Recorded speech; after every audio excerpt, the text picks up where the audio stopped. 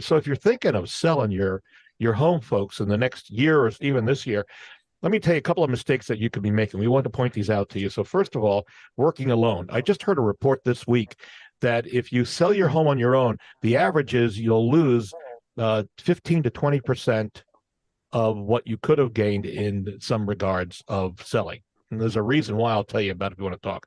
Waiting to sell, you're holding off, and it could be that the market gets better, but it could also go worse. If you're priced too high, well, an agent is supposedly going to help you. They will price it right. Selling as is will help really destroy your sales price. You're giving a warning to any potential investor this house has problems, or any potential buyer. If you're keeping clutter, you need to declutter. You need to get pictures off the wall. There's a whole series of things we can go through in what you need to do to be able to sell your home and get the most money for it. You got to depersonalize the home. Again, pictures off the wall of the family.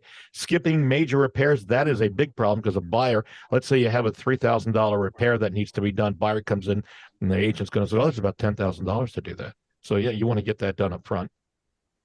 The costs on photography, if you do your own pictures, you hire somebody who does pictures only on a spare part-time, that's going to hurt you. Your first foot in the door of a buyer is the pictures of your home.